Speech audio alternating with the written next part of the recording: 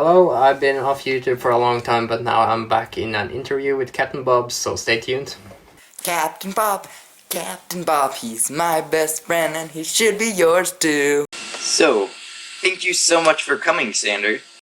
Oh, thank you for having me. So let's start with our first question.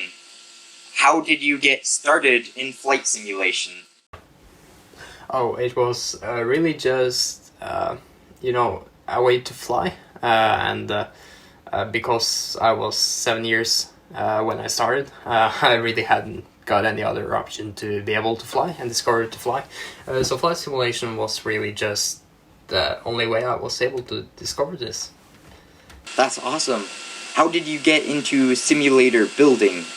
Oh, it was really when I just started with the simulator. I wanted to build it or make it more realistic, and for it to become more realistic, this is basically the only way to make flight simulation more realistic. And it was just I was watching YouTubers who had a home cockpit, and it just looked amazing. So I just got a lot of inspiration from there, and I decided that this is something I want to do as well. So it was just like another way to just bring my dream one step closer to reality. That's awesome. Yeah, it is really realistic. You did a great job. Yeah, thank you. I'm quite happy as well. There's certain thing I want to change in the near future, and now as I've gotten a CNC machine as well, I'll be able to make some more realistic and better panels for the simulator. Yeah, I really look forward to changing some of the panels and make it even better. What are some of the panels that you'd like to change? Well, first of all, I think the MIP is one of the key things I want to change. I've been thinking about the overhead panel as well, but you know, it's big and it works as it is right now. I've gotten LEDs and everything installed, so like the overhead is great, but the MIP and the EFS is two things I want to change right away. So yeah, the MIP is made out of wood with some 3D printed parts, but still it does the job, but it doesn't look too good. So that's something I will change as soon as possible. Fantastic. What is some of your challenges you faced building the simulator? Well, the first challenge you will meet in the simulator building process is basically where should you start, and do I have the resources needed, especially when thinking about money. And I was about 13 or 12 when I started the home cockpit building, so I did obviously not have a lot of money at that age. So what I started with was just finding wood laying around, and yeah, that was enough to get started with the MIP. And then later on I started to update it when I got the resources to do so. So the hardest part is just to get started and to find somewhere to start, but you shouldn't be afraid to start. It's amazing. One of the hardest parts is finding the place to start. And where did you start? Well, I started with the MIP and the base behind it, the structure, and at least the structure which is not visible was the easiest part to start with, because I could use some wood that didn't look too good, which I had laying around outside. I live on a farm, so we have quite a lot of it. So I started with the MIP before I then built the first set of glare wing in paper or cardboard, before I just continued up, and then as well later I bought some wood, and I was able to build the glare wing as it looks like today. Yeah, start with the key important thing in the cockpit, which of course is the main instrument panel. That's important. Yes. What is one of the biggest mistakes you've made, or the biggest mistake you've made building the simulator? I would say that the biggest mistake I've done was the first roof I built, because I did not actually think of the weight that the roof was going to hold, so I actually had to start from the beginning of.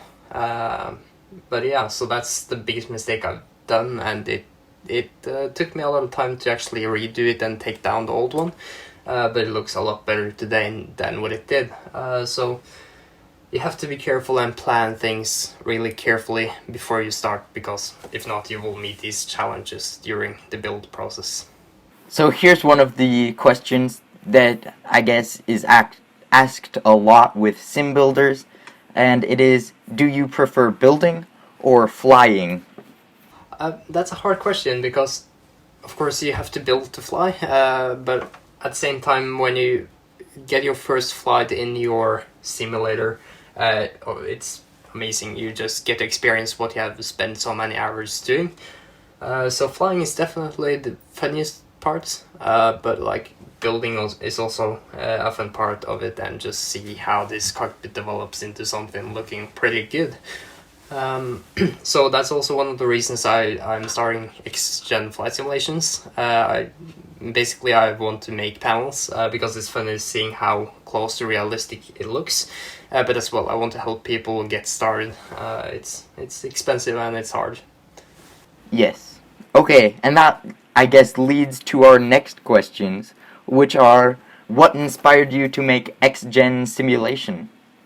Yeah, as I said, the panels out on the market today is so expensive. I've gotten, let me see, one panel, which is made by a store, and that is the autopilot.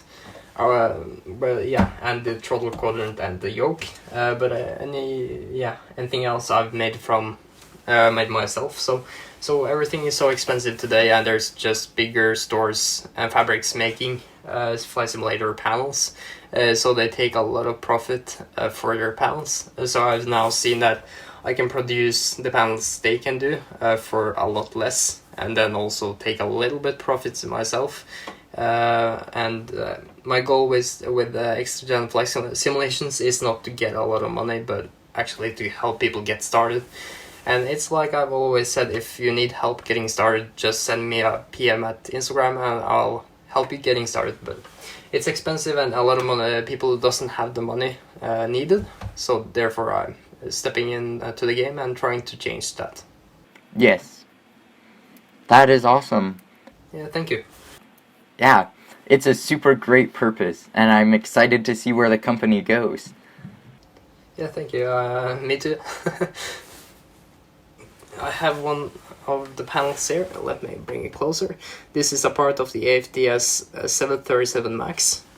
It's just top panel, but this was the only one I managed to make before I actually broke the CNC. So I'm waiting for new parts to arrive. But yeah, so it looks so really good so far. So far so good. Yeah, I feel like the CNC mills are super hard to set up and also easy to break. My spindle is slightly off, which can't engrave text, so that's interesting. Yeah, it's hard. It definitely is. So with your X-Gen simulation, why did you choose the name X-Gen? Well, basically the reason I chose X-Gen flight simulations, that was actually just I wasn't thinking too much about it, but then the main purpose was actually to make 737 MAX flight simulator panels. So the X is basically from the end of MAX, and then X-Gen was I think Gen came from the word engine. So it's kind of aviation. It all come from aviation, but it doesn't. I'm not sure. It just popped up in my head, and I thought that it was a cool name. Awesome. Yeah, it does also sound like engine, which is super cool. I feel like it's gonna have like a lot of power, just giving people power to build their own simulators. Yeah, that's actually a good meaning behind it. I have to remember. I have to quote it by you. What has been the easiest part of your simulator that you've built so far? Oh, well, the easiest part has probably been, what should I say? There's a lot of parts which is easier than others, but like, if I think, like, a pedestal has nothing in it, no electronics, so that's easy. But when I think about panels with electronics, the overhead is definitely the easiest part. as I just cut out the shape, and then I drilled some holes in the plexiglass I'm using and put in some buttons and LEDs. So of the parts with electronics, the overhead is the easiest one, but also the most expensive one.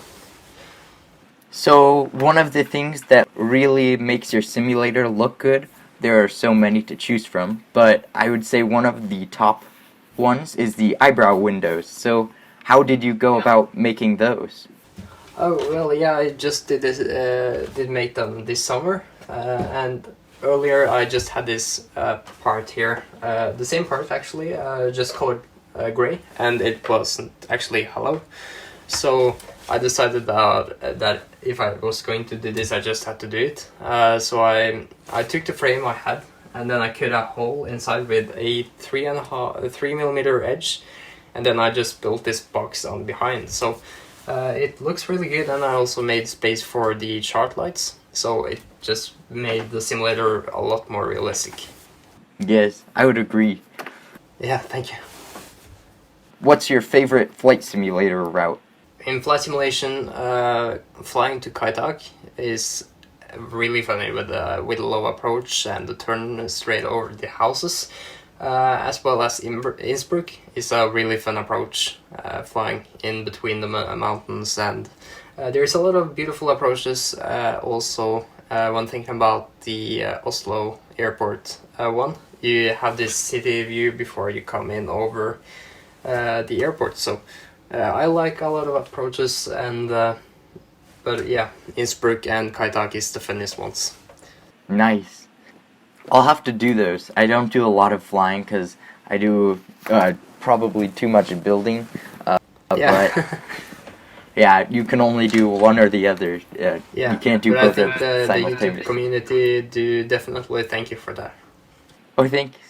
I'll have to do those. What is your favorite airplane? And then what are some runner-ups? So ones that you like a lot but aren't your favorite. Well, my favorite is the Airbus A320. I'm just kidding. It's of course the 737 Max that I'm sitting in right now. But the A320 is not that bad neither, but of course the 737 Max is my favorite, even though it has had problems. I haven't lost faith in the aircraft. It's gonna change the aviation world forever. So the Max is definitely my favorite, but I've also been flying a lot of these 787s from Boeing, the Dreamliners. Beautiful aircrafts as well. Yes. My brain was freaking out for a second. Yeah. Those are cool. And what would your second home cockpit be to build from what you've learned, and which airplane would you do? I think I've been thinking a lot about that question, like, to myself, and like there's a lot of good aircrafts out there. The new A220 is actually pretty good. It looks amazing from the inside as well.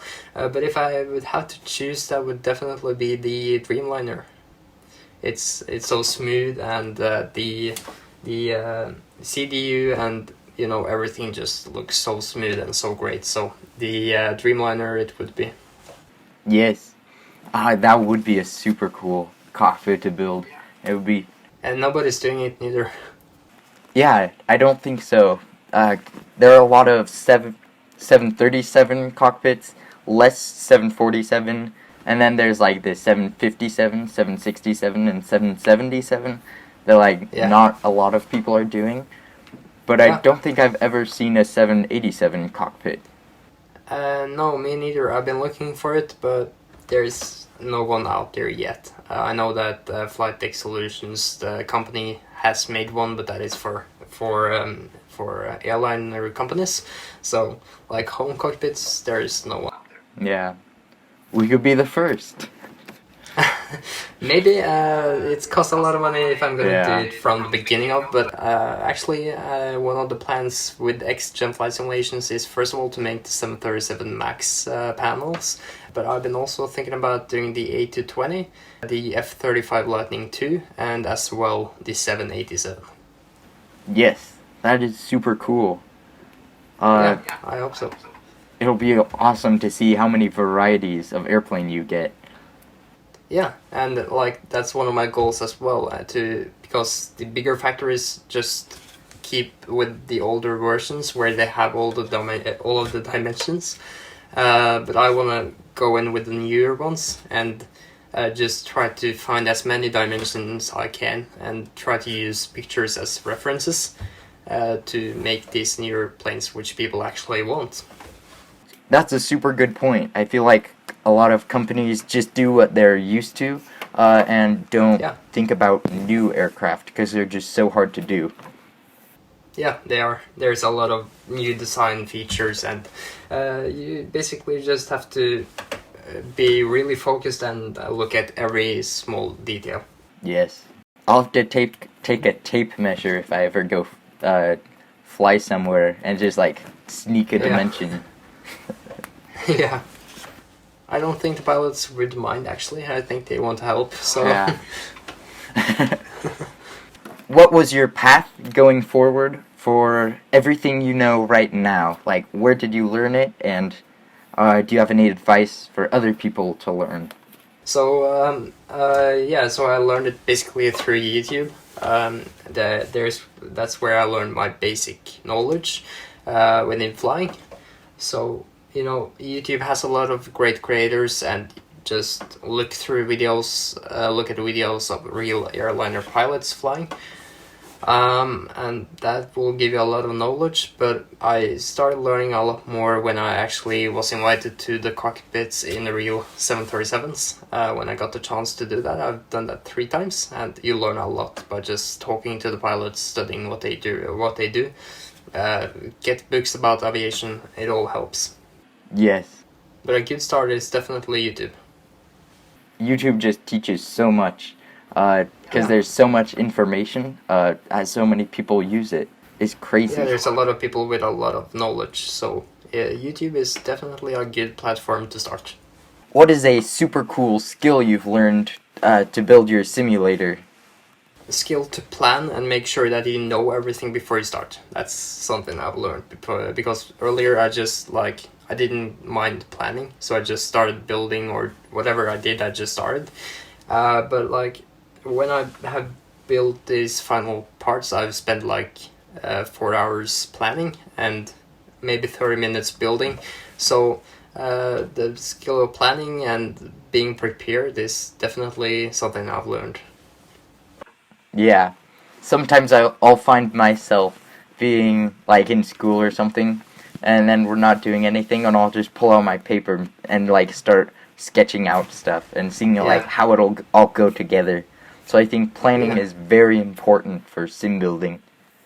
It really is, and you might get ideas when you are at school, for example, as you said, and it's important to write them down because all ideas is good ideas, and you should take them with you. Yes, I agree. Sometimes I'll like write it down and then take a picture of it. That's like on my homework or something. Yeah. My teachers must be very confused. Yeah, they probably are. What is the best advice you could give to a new aspiring home cockpit builder? Like the fact to never let go of your dream. It might look pretty dark at some spots in the building, and as well when I changed from the 737-800 to the Max, I had to build a lot of things all over again. So, never give up and just continue working. You will get there sometime. That's good advice.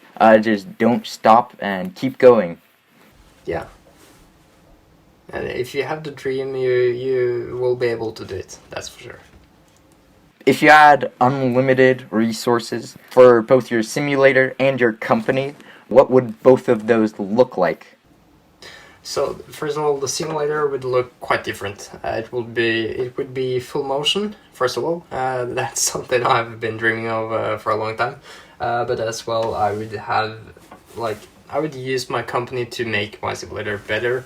So I would have bought a professional CNC machine, a lot of plexiglass and acrylic glass, all the electronics I would need, and I would help people out. And if I had a lot of money, I probably wouldn't mind taking too much of a profit myself neither. So yeah, I would work to get it all cheaper and more affordable.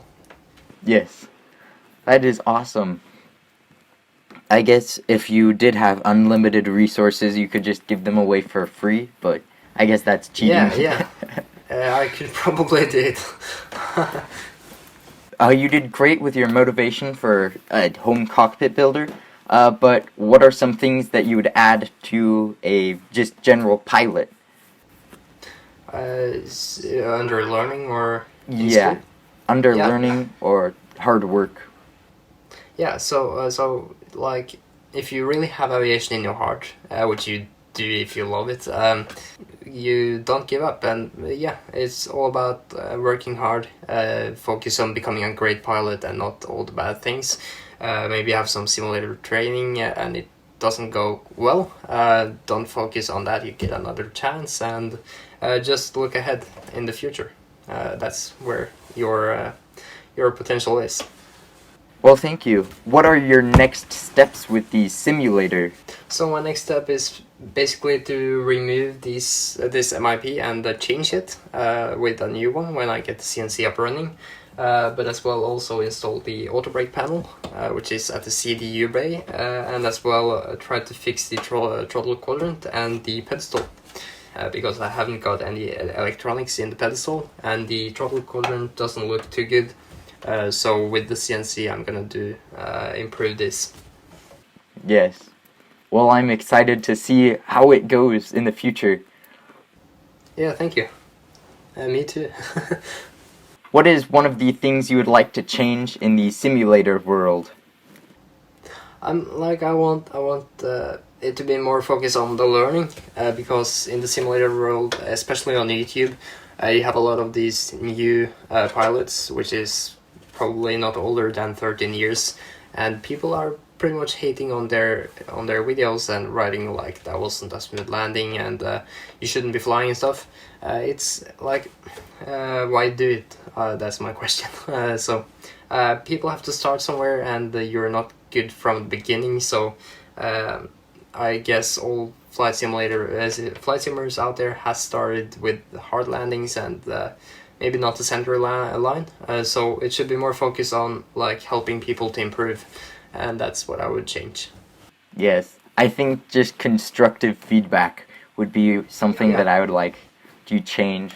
So, like, instead of being like, that MIP looks stupid, be like, oh, maybe you could use a router instead of a chisel or something.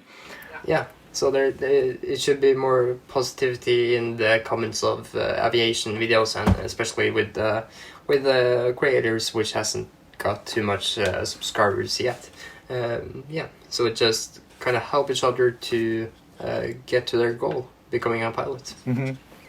What are you most proud of with your flight simulator?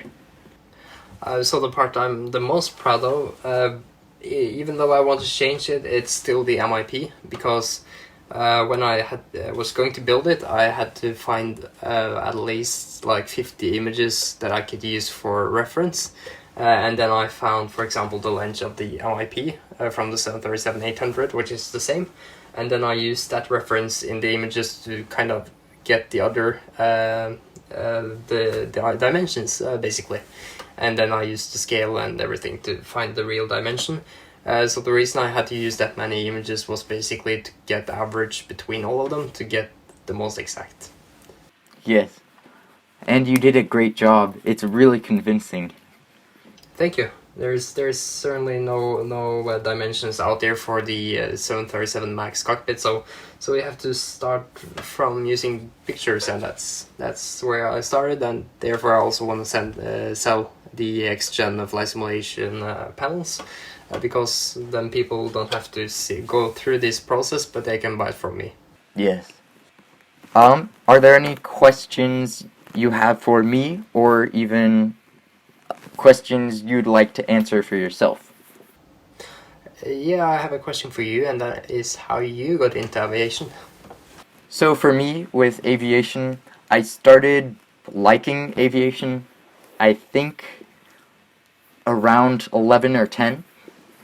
And so I basically went to the airport, and I think it might have been the day that like the bombers, World War II bombers came and landed, and and they would taxi up to the Apron. It's the small regional airport, and you could climb around and tour them.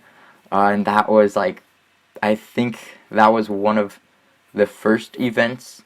But even before that, I would just look up into the air and see an airplane and just be like, I want to do that. That would be cool.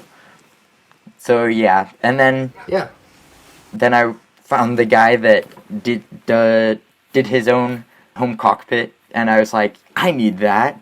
So I basically started that, and then went from there, and now I'm building the simulator and doing YouTube, and on my way to flight training.